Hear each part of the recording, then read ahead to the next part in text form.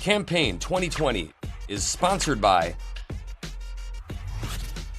Wisconsin Hospital Association, Quick Trip,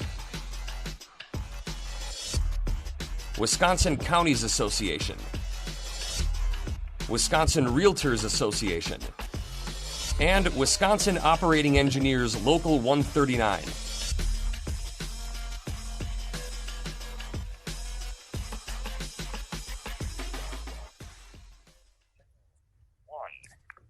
Patrick Hull of Madison is a Republican running in the 76th Assembly District. The election is November 3. Patrick, welcome to WisconsinEye. Hey, thanks for having me. Well, you're a new candidate. You're seeking an open seat. Tell us what you consider to be your top one or two campaign issues, please. Yeah, so I've got two. The first is what a lot of young people feel. I want to get more younger people representation, just in government in general, but especially in the state assembly. And that's why I'm running. My district is mostly young people, and I'm trying to give them the voice that they haven't had in forever. Okay. And my other main one is legalization of marijuana. It would give lots of tax money, or it would help our schools, and basically it would be a step to ending the blatantly racist war on drugs. Okay, thank you. So you want to legalize both medical and recreational marijuana? I do, yes. Okay, thanks. Let's talk about the pandemic a bit. You know, there's some Republican legislators that want to convene and cancel the governor's statewide mask edict. Do you support the mask edict? I do. I mean, I'm not a scientist, so I listen to our scientists, and I believe when they say that the mask order is the best thing to have for Wisconsin. Of course, I wouldn't mind seeing it done on less of a state level and more county by county. I'd love to see each county have their own specially tailored one, because, I mean, the people who know their cities best are the people who live in the cities. Okay. Let's talk about hospitals, which are playing a key role in Wisconsin and nationally in treating COVID-19 patients. If you're in the Assembly voting on the next state budget, do you think hospitals should get an even greater priority than they may have in the current budget? I absolutely would. Our healthcare professionals, our doctors and nurses are heroes of this pandemic. We need to treat them right and give them the money that they need to do it. Okay. Last week, State Senator Chris Kappinga introduced the bill, and here's what it would do. If a business or an organization has tried to comply with COVID-19 guidelines to protect its employers and customers, that organization or business could not be sued over COVID. Do you think we need that state law, Patrick? I think that's very important. I think there shouldn't be frivolous lawsuits to people who are just trying their best to make things work.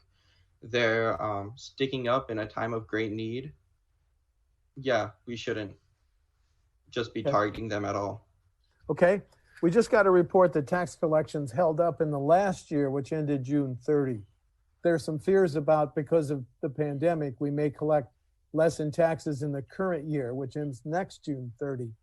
If we didn't collect $1 billion in taxes, would you support cutting spending or raising taxes and fees?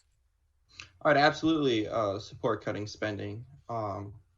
I'd want to see significant less government waste, which just takes the taxpayer dollar and puts it into nothing. I'd love to see cutting spending. The debate over police reforms, now it's playing out in the Capitol in three ways. The governor called a special session, 9 bills that he and the lieutenant governor want passed. The Speaker of the Assembly, a Republican, is going to convene a task force, and Republican State Senator Van Wanggaard had his own package. What policing reforms could you support, if any? I obviously don't support the abolition of police or the massive defunding of it. But I also don't think we need to completely have a military police thing going on, especially not in Wisconsin. So I would definitely try to demilitarize the police and everything. Definitely cut spending in that area, but definitely not defund or abolish. Okay. Let's talk about property taxes, because we're a high property tax state, Patrick. Local governments had to live with limits on caps and spending on their property taxes to control property taxes. if you're in the assembly voting on the next state budget, would you vote to continue those caps and limits on what local governments can levy in property taxes? I would like to think when I'm in the assembly that this won't be an issue because we'll have much more income coming in if we legalize recreational and medical marijuana. This would give a huge tax boost and a huge source of income for the state. And then that could go to things like this, so no one has to suffer.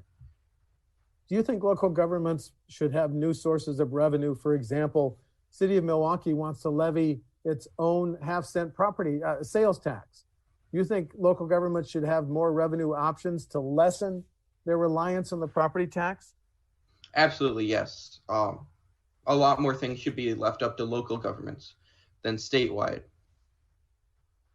Last year, Governor Evers called for an increase in the gas tax. It's 30.9 cents a gallon. Hasn't been increased in 10 or 12 years. Could you vote to increase the gas tax to stabilize how we pay for highways and bridges? I wouldn't. The gas tax is a regressive tax that unfairly targets poor people. I just couldn't do that. I would go for a more progressive tax for that. Okay. Any example of a progressive tax you want to throw out? Well, the main one that I'm using is just adding the additional income from marijuana legalization. That could be split up into any number of things, including like highways, bridges. One of the main ones I really like to see is it goes towards schools. We've seen this work in Colorado and California. There's no reason it wouldn't work here too. Okay.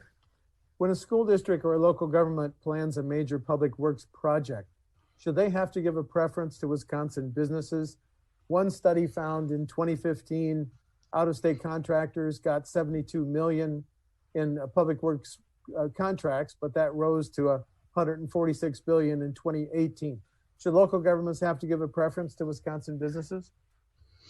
I think local government should always give preference to local businesses. I mean, everyone should try to shop local, buy local. So yeah, I support that. Okay. Go back to your opening statement. One of your central issues is getting younger people like yourself involved. When you're talking to younger people like yourselves, why do you tell them it's so important that they be involved, Patrick? I mean, be the change you want to see. I think that people should, a lot of younger people feel very strongly about issues, and there's lots of ways to go around making the change in the world. I obviously think that the best way to make the change is to get involved in government, to really get out there and be working at it. I think everyone should have the same mindset in that sense. Everyone should be trying to press their issues and get them across, and I think government is the most efficient way to do that. What's the downside if younger people like yourself don't get involved politically? That's their choice, of course, but they don't expect to see your views reflected. There's a reason there's like a lot of older people in office. It's because younger people don't go out to vote. They don't really care. Like, they care about the issues, but they don't care about really changing the issues. And that's why a lot of their views aren't reflected. And that's what I'm trying to change. Okay. And are you a student now, or what's your career? Tell us about yourself a little bit. I'm a senior at the University of Madison. Okay. I'm studying political science. Okay. Sounds good. Final question. Difference between you and your opponent on November 3? Well, obviously, I think that Madison, District 76, should vote for somebody who reflects the population, a younger person. And that's one of the main differences, is that I'm just younger and my views are different from hers. And I believe that they reflect a lot more people in the district. The other thing is I live in the district. My opponent does not. So, I live here. I know what's up. I care about the people. And I think that's one of the biggest differences. Okay, appreciate it. Thank you. Patrick Hull of Madison is a Republican candidate in his 76th Assembly District. The election is November 3. Patrick, thank you for talking to WisconsinEye. Thank you again for having me. You bet. Stay safe. Thank you. Campaign 2020 is sponsored by Wisconsin Hospital Association, Quick Trip, Wisconsin Counties Association, Wisconsin Realtors Association, and Wisconsin Operating Engineers Local 139.